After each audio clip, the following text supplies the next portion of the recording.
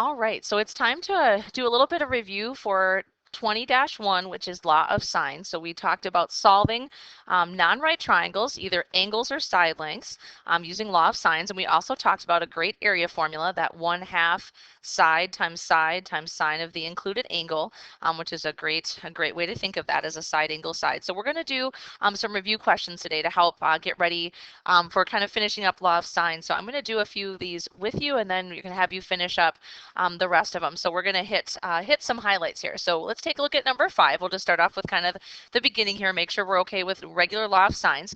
So they can either give you a picture or just give you information. I really encourage you, if they don't give you a picture, to draw it. Even if it's not to scale, it really does help get kind of the idea of what's happening. So let's take a look and see what we know about the triangle. Looks like we have angle A and angle B, so we're only missing angle C.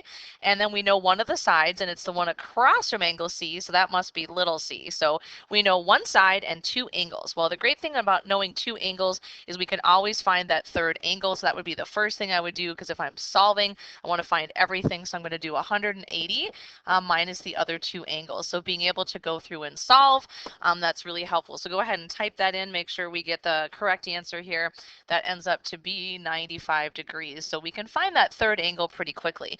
Law of sines, the great thing about it is that proportion between the side and the sine of the angle opposite is always equal, so we can solve for those other 2 pieces that we need. Looks like we need little a, so the side across from angle A, and it looks like we need little b as well. So we're going to set up a law of sines proportion to help us solve for each of those. So little a is to the sine of 37 degrees, angle across from it, as the one we know everything about now is this angle C and side C. So we have side C, 18, is to the sine of 95 degrees, or side C. So the whole idea is making sure that we can find that missing piece from what we have. So remember how to solve those proportions, right? We cross multiply and divide. So we're going to do 18 times the sine of 37, and then divided by the sine of 95. So if you were following along with the arithmetic as we went through the chapter, hopefully we can get to the point where we're doing a little bit less work. Some of you might even be able just to type it in on your calculator as is and be able to solve. So let's go ahead and calculate little a here so we can get that first value. So we cross multiply and divide. All right, so cross multiply and divide, looking like we're getting 10 point, we're gonna go ahead round to tenths, so 10.9 for little a. So little a is 10.9. So we have found our side A, so 10.9. We're gonna do the very same thing to solve for little b. So we're gonna go ahead and set up that proportion. So I'm just gonna move over here, I have a little bit more room. Little b is to the sine of angle B, which is 48 degrees, so the angle across from it. And then the thing that I knew everything about was side C, so 18 is to the sine of 95, which is angle C. And remember, it's always a good idea to go back to your given information, so we're not using rounded numbers. So again, we're going to cross multiply and divide. So b times the sine of 95 is equal to 18 times the sine of 48, and then we divide. So little b would be 18 times the sine of 48 degrees divided by the sine of 95. Go ahead and type that in and see what you get for your little b, and then we will have solved the triangle. Alrighty, so if you've typed that in there, you should have ended up with 13, and then rounding to tenths would be 4. So little b is 13.4, and that again would be in meters, same as the other one. Oops, forgot to put meters on the last one. So 13.4. Let's double check for reasonableness. Remember, the largest angle should always be across from the biggest side. So 95, biggest angle, is across from 18. So 18 should be the longest. What should be the next longest side? Well, it should be the one across from the next biggest angle, which is the 48. So the 13.4 should be next. Yep. And then the smallest side, 10.9, is across from the 37. Always be thinking about what's reasonable. Does this make sense? So when we use law of sines, we can set up those proportions. We're going to talk about a couple other ones. So number 7, very similar to that one. So I think you should be okay with that. For number 9, a good idea just to draw the picture. But again, look, you have 2 angle measurements and a side. So we're going to be able to find that third angle, no problem. But draw a picture if you need to. The next one I want to do with you actually is number 11. So we're going to take a look and do number 11 here. So I'm going to make sure we have enough room to deal with that, and we're going to talk about what we know in this one. It's a little different. So we know angle A, and then we have 2 lowercase, which means we know 2 sides. So we have two sides and an angle. So unfortunately, so this is kind of a side angle deal. We don't have enough angles just to go ahead and find the third one. I only have one. So I really do need to think about what that means for solving. But I still do have an angle and a side that's across from it. So if you think about the picture, if I were going to draw this, so again, sometimes that's helpful, I think, for people. If this is the 43.5, I have side A, which is 10.7, which is across from it. Now, if I just say C is over here, I don't know angle C, but I do know side C. So I'm going to be able to solve for that angle using law of sines. So that's when our kind of our part two when we were solving for angles. So side A, 10.7, is to the sine of angle A, which is 43.5, as little c, 7.2, is to the sine of angle C. So we remember when we solve this, we do have to do a little bit more work. We're going to have to do inverses. Going to keep kind of scooching these down here so I have room to maneuver here. So we're going to go ahead and cross multiply and divide and see if we can solve for that angle measurement. All right, so we're going to go ahead and solve the proportion. So we're going to cross multiply. I'll show a little bit more of the steps on this one. So 7.2 times the sine of 43.5 degrees would be equal to 10.7 times the sine of C. So when we're solving, we still cross multiply, we still divide. So I'm going to divide by the 10.7. So divide by 10.7. So what we're left with for the sine of C here, well, 10.7s would divide out, is 7.2 times the sine of 43.5 divided by 10.7. Now, normally, if I was just solving for a side length, I'd be done, but I still need to do a little bit more because I don't want what sine of C is. I just want angle C. So we have to undo this sign. We did the same thing back when we were solving right triangles. We need to do its inverse, its opposite operation. Just like if you have multiplication, you need to divide. If you have squaring, you have to square root. If I have sine, I need to do inverse sine. So I'm going to do inverse sine on both sides of my equation, do the opposite operation, and then I'm going to be able to type that into my calculator. And we want to make sure that we practice typing that in to make sure we don't have any issues. So when we do the sine of the inverse sine, the whole idea is we end up with just the angle measurement. On the other side, I'm going to be able to type that in. So let's make sure we type that in together here. I'll clear everything else out. So I can do everything on the inside first and then take the inverse. You can type it all at once. It really just depends on how comfortable you are with your graphing calculator. I'm going to start with the stuff on the inside first, and then I'll take the inverse of my answer. So we can do it kind of in a couple steps. So we do 7.2 times the sine of 43.5. Make sure you finish off that parenthesis, divided by 10.7. So 10.7. That's the number on the inside. And then I need to do inverse sine of that. So that's second and sine. So it should say sine with that little -1. That's the inverse symbol. So inverse sine of my answer. And that gives me my 27 point. If I round to tenths, that would be 27.6 degrees. So 27.6 degrees. So being able to type it into your calculator is half the battle, being able to deal with that. So now I have 27.6 for that angle measurement. Now I know two of the angles in my triangle. I can find the third angle B just by subtracting from 180, which works great. So the same as what I had before. It's really the same steps, maybe just in a little bit different order. Right? So we have that same information. So we can go ahead and subtract from 180. So go ahead and type that in, see what you get. Pause the video if you need to there.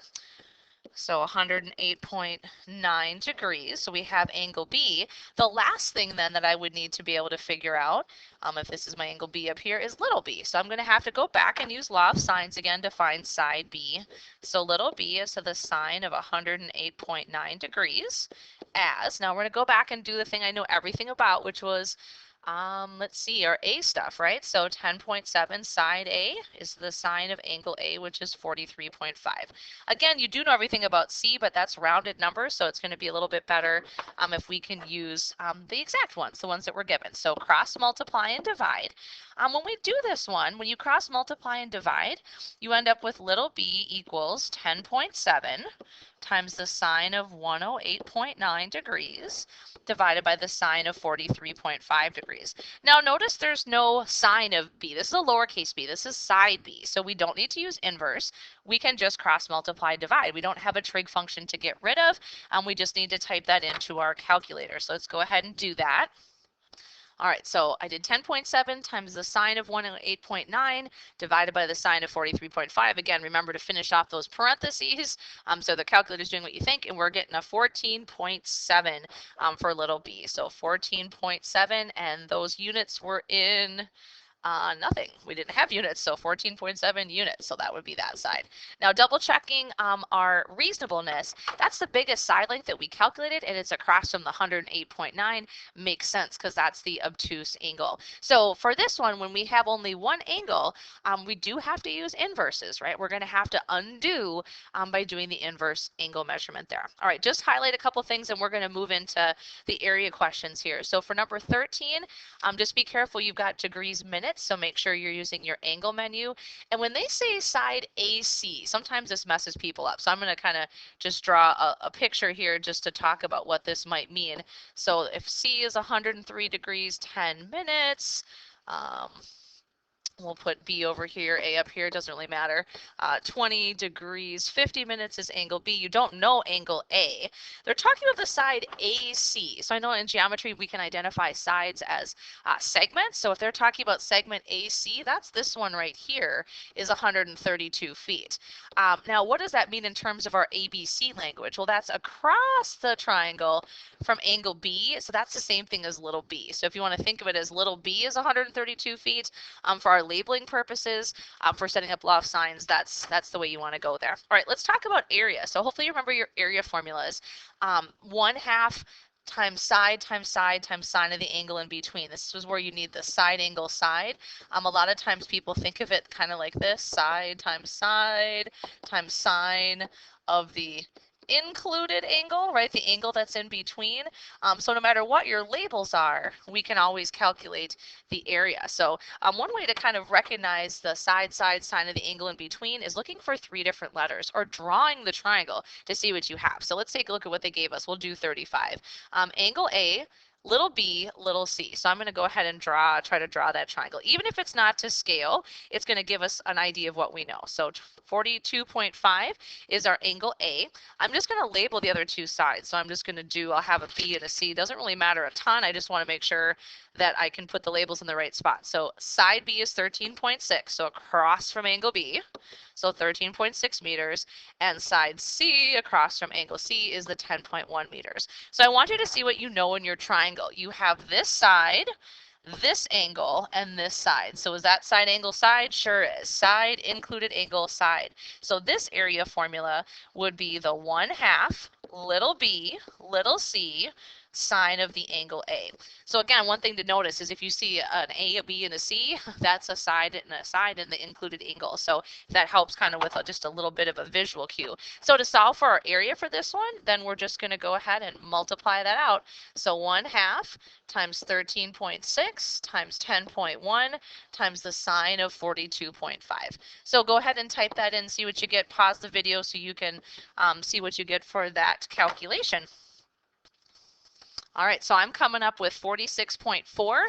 Double check your calculations, make sure you're okay there. So 46.4, and we're doing meters times meters. Should put my units in there. So that would be meters squared. We're trying to find the area, the space inside. So make sure you have your units correctly there, square meters.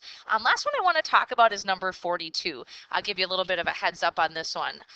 Again, draw the pictures for these. It really does help. So I'm going to go ahead and draw the picture. It looks like I have a capital letter and another capital letter. That means they're giving me 2 angle measurements. So I'm going to go ahead again. Doesn't matter to scale so much. To make sure we just have an idea of what's happening. So I'm going to go ahead and draw the triangle here. So it looks like they gave me 2 angles, which means I'm going to be able to find that 3rd angle right away if I need it. I'm probably going to, because the only other thing that they gave me was side B, which is 15.00 meters. They want me to find area. I need side angle side, which means I need 2 sides. I definitely don't have 2 sides. So this is one of those scenarios where I'm going to have to find some other pieces of information first. I can for sure find angle B. So if you could go ahead and calculate that. We're going to need to know everything about angle B and side B to be able to use our law of sines to find another side. We're kind of short a side here. So go ahead, pause the video. Go ahead and find angle B. So we have that other angle. So 67.1 degrees. So now I know everything about B, so I have angle B and side B.